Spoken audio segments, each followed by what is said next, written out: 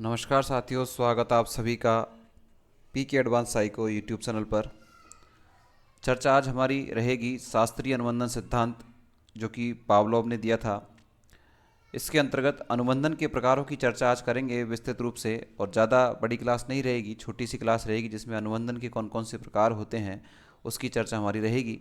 मैं आपको class start करने से पहले यह बता दूँ, ये क्लास आप सभी जो भी विद्यार्थी C TET, REET, second grade, grade first, K V S, D triple S P की जो तैयारी कर रहे हैं उन सभी के लिए उपयोगी है। साथ ही साथ में मनोविज्ञान से संबंधित विभिन्न जो आपके डाउट्स हैं उसको इस चैनल पर समाधान उसका कराया जाता है। तो आप इस चैनल से जुड़कर इस चैनल से बिल्कुल आप लाभान्वित हो सकते हैं। तो चलिए दोस्तों, स्टार्ट करते हैं अपने प्रोग्राम को। देखिए, अनुबंधन, और आप सभी को पता है कि अनुबंधन का जो जनक है वो कौन है, आप सभी को पता है। अनुबंधन का जो जनक है वो आप सभी जानते हैं कि अनुबंधन का जनक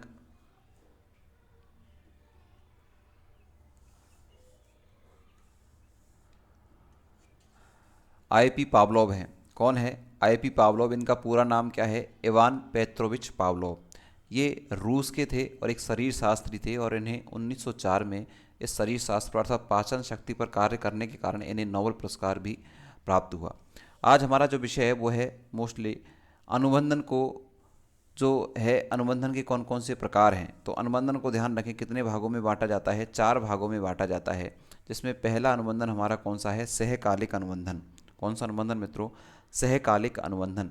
इस अनुबंधन में क्या होता है, आप सभी जानते हैं कि यह जो सिद्धांत है शास्त्रीय अनुबंधन, यह अनुबंधन पर जोर देता है। और इसके अंतर्गत आप सभी को यह पता है कि प्रयोग कुत्ते पर किया गया था, और कुत्ते को भोजन देने से पहले क्या बजाई जाती थी? बताओ। घंटी बजाई जाती थी, और उसके बाद में उसे क्या दिया जाता था? भोजन दिया जाता था। उसके बाद में जो उसका रेस्पॉन्स होता था वो उसके बाद में लार टपकाता था।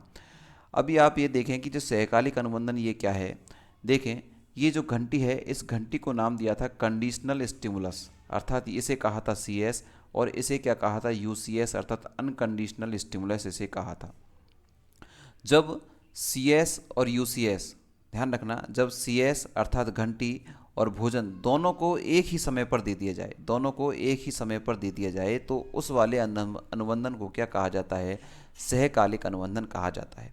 जैसे मान लीजिए कि 7:05 और 4 सेकंड पर क्या दिया गया? मान लीजिए घंटी की ध्वनि सुनाई दी गई। अब सेम इसी समय पर वही 7:05 और 4 सेकंड पर ही क्या दे दिया जाए? भोजन दे दिया जाए। अर्थात किसी प्रकार का जो समय है उसमें अंतराल नहीं रखा जाए, घंटी और भोजन में किसी प्रकार का विलंब नहीं किया जाए, बिल्कुल समान समय पर घंटी भी उसी समय बजाई जाए और भोजन भी उसी समय दे दिया जाए। इस प्रकार के जो अनुबंधन को क्या कहा जाता है मित्रों? सहकालिक अनुबंधन कहा जाता है।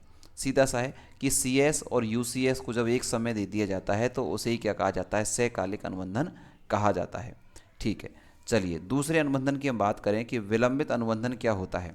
देखिए, सबसे पहले ये प्रश्न आपकी एग्जाम में पूछा हुआ है, ग्रेड फर्स्ट में एग्जाम में आपसे पूछा हुआ है 2016 में, कि सबसे अच्छा अनुबंधन कौन सा होता है। तो आपको ये वाली लाइन ध्यान रखनी है कि यह अनुबंधन सर्वश्रेष्ठ प्रकार का अनुबंधन है। कौन सा अनुबंधन है बताओ? जो विलंबित अनुबंधन है, ये कैसा अनुबंधन है? सर्वश्रेष्ठ है। अर्थात सबसे अच्छा जो अनुबंधन होता है वो कौन से अनुबंधन से होता है? विलंबित अनुबंधन से होता है। इसमें क्या होता है कि वही सी एस और यू सी एस की शुरुआत व अंत दोनों पहले होता है। सुनिए भाई, कि पहले बताओ क्या बजाई जाती है? घंटी की ध्वनि। उसके बाद में क्या दिया जाता है? भोजन दिया जाता है। अर्थात ये दोनों काम कैसे होते हैं? अर्थात जो सी एस है, सी एस क्या है? इसमें जो घंटी है, घंटी किससे पहले बजाई जाती है? भोजन देने से पहले घंटी बजाई जाती है, और भोजन देने से पहले ही इसका क्या हो जाता है? समापन भी हो जाता है। अर्थात घंटी की जो शुरुआत है, अर्थात सी एस की शुरुआत है और अंत दोनों किससे पहले हो जाता है? यू सी एस से पहले। अर्थात भोजन देने से पहले घंटी को बजाया जाता है, और घंटी की आवाज़ भी भोजन देने से पहले समाप्त हो जाती है। अर्थात घंटी का प्रारंभ और अंत दोनों भोजन से पहले हो जाता है। जब इस प्रकार की प्रक्रिया होती है तो उसे क्या कहा जाता है? विलंबित अनुबंधन। और इसे अच्छे से समझने का प्रयास करेंगे हम। देखिए, जैसे मान लीजिए कि 7:05 और 4 सेकंड पर अपने क्या बजाई? बताओ। घंटी बजाई। ठीक है, फिर हम क्या करेंगे कि 7:05 और 8 या 9 सेकंड पर, कितने सेकंड पर? 8 या 9 सेकंड पर क्या दिया जाएगा? भोजन दिया जाएगा। अर्थात भोजन देने से पहले, अर्थात घंटी का प्रारंभ और अंत दोनों किससे पहले हो गया, भोजन से पहले हो गया। अर्थात जो सी एस है इसकी उपस्थिति किससे पहले होगी, यू सी एस से पहले इसकी उपस्थिति होगी और इसका अंत भी यू सी एस से पहले हो जाएगा। ऐसी जो प्रक्रिया है उसे क्या कहा जाता है, विलंबित अनुबंधन कहा जाता है। सीधी सी भाषा में आप समझ लीजिए कि जब घंटी का प्रारंभ और घंटी का अंत भोजन से पहले हो जाए और उसके मध्य अंतर जो हो वो कितने मध्य का हो, कितने हो, 4 या 5 सेकंड से ज़्यादा क्या नहीं होना चाहिए, अंतर नहीं होना चाहिए। ध्यान रखना है आपको कि घंटी जैसे ही समाप्त होती है घंटी की ध्वनि, उसके 4 और 5 सेकंड के अंतराल में क्या मिल जाना चाहिए, भोजन मिल जाना चाहिए। अगर ऐसी प्रक्रिया हो रही है तो उस प्रक्रिया को क्या कहा जाता है, विलंबित अनुबंधन कहा जाता है। डिलेड जो कंडीशन है उससे कहा जाता है। तो ध्यान रखना है जब घंटी और भोजन के मध्य कितनी सेकंड का अंतर हो, 4 और 5 सेकंड का अंतर हो, तो ऐसे अनुबंधन को क्या कहा जाता है, विलंबित अनुबंधन कहा जाता है। आशा करता हूँ आपके समझ में आ रहा होगा और आप क्लास को लाइक भी कर सकते हैं अगर आपको समझ में आ रहा है तो। साथ के साथ आप पूरी संपूर्ण साइकोलॉजी और साथ में पेडागोजी पढ़ने के लिए आप इस चैनल को सब्सक्राइब करके भी इस चैनल से जुड़ सकते हैं। तीसरे अनुबंधन की हम चर्चा करें, जो तीसरा अनुबंधन है वो अनुबंधन का कौन सा प्रकार है वो देख लेते हैं अपन। देखिए भाई, तीसरा जो अनुबंधन का प्रकार है वो है अवशेष अनुबंधन। कौन सा अनुबंधन, अवशेष अनुबंधन। ये अनुबंधन क्या कहता है कि सी एस कि यू सी एस से शुरुआत व अंत दोनों पहले होता है। बिल्कुल यही बात है, अर्थात ये विलंबित में भी यही हुआ था और इसमें भी यही था। अंतर क्या है, ध्यान रखना कि यहाँ पर समय अंतराल कैसा होता है, अधिक होता है। समझने का प्रयास करना। इसी उदाहरण को लेकर 7:05 पर क्या बजाई गई, बताओ, घंटी बजाई गई। अब इसमें क्या होगा, जो समय अंतराल होगा वो बढ़ जाएगा, अर्थात जो भोजन दिया जाएगा उसमें समय ज़्यादा हो जाएगा। जैसे घंटी बजाई 7:05 पर, तो ये बजा दी जाएगी घंटी। इसको क्या किया जाएगा, ध्यान रखें कि इसमें मान लीजिए इसको हटा के अपने करें कि 7:15 और कितनी सेकंड पर, 10 सेकंड पर क्या दिया जाए, बताओ, भोजन दिया जाए। अर्थात इसमें और इसमें समय का अंतराल कैसा हो गया, अधिक हो गया। अर्थात जब घंटी और भोजन के मध्य जब समय अंतराल अधिक हो जाता है तो उसे क्या कहा जाता है, अवशेष अनुबंधन कहा जाता है। कभी तो मान लीजिए कभी 10 मिनट का अंतराल रख दिया, कभी 20 मिनट का अंतराल रख दिया, कभी 1 घंटे का अंतराल रख दिया। अर्थात ये निश्चित नहीं है, इसको कभी भी घटाया बढ़ाया जा सकता है। तो इसके कारण क्या है, अनुबंधन थोड़ा सा कमज़ोर होता है। क्यों, क्योंकि जब घंटी बजेगी घंटी के तुरंत बाद क्या नहीं मिलेगा, उसे भोजन नहीं मिलेगा, समय ज़्यादा रहेगा।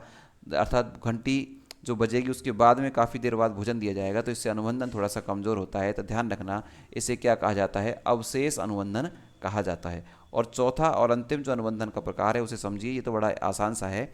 ये तो ये कहता है कि भैया पहले क्या दे दो, भोजन दे दो, बाद में तुम घंटी बजाओ चाहे बैंड बाजे बजाओ, उससे मुझे कोई लेना देना नहीं है, पहले मुझे क्या दे दो, भोजन दे दो। अर्थात ये कह रहा है कि पहले क्या दे दिया जाए, यू सी एस दे दिया जाए और उसके बाद में क्या दिया जाए, सी एस। अर्थात जब भोजन पहले दे दिया जाए और घंटी उसके बाद में बजाई जाती है, नाम इसका क्या है, पश्चगामी, यानी बाद में। अर्थात पहले भोजन दिया जाता है इसमें और बाद में क्या बजाई जाती है, घंटी की ध्वनि। अर्थात पहले तो यू सी एस और उसके बाद में क्या दिया जाता है, बताओ, सी एस दिया जाता है, जो कि बिल्कुल गलत बात है। तो इसलिए कारण से ध्यान रखना, ये सबसे कैसा अनुबंधन है, सबसे कमजोर अनुबंधन है। तो दो तरह के प्रश्न आपके यहाँ से बने हैं। सर्वश्रेष्ठ अनुबंधन तो आपको पता है विलंबित अनुबंधन कहलाता है, और सबसे कमजोर अनुबंधन कौन सा होता है, पश्चगामी अनुबंधन होता है। इसमें पहले भोजन बाद में घंटी की ध्वनि सुनाई देती है। तो ये आपका अनुबंधन का प्रकार है। मैंने आपको अच्छे से समझाने का प्रयास किया है। आपके समझ में आया हो तो आप जरूर क्लास को लाइक कीजिए, चैनल को सब्सक्राइब कीजिए और अपने मित्रों को ज़्यादा से ज़्यादा शेयर कीजिए। साथ में कमेंट्स बॉक्स में आपको जो भी टॉपिक है उसको अगर आपका समाधान अगर उसका आप चाहते हैं तो कमेंट्स बॉक्स में आप उस कमेंट्स को भी करिए। आप सभी ने इस क्लास को देखा, आप सभी का बहुत बहुत धन्यवाद। Thank you, bye bye.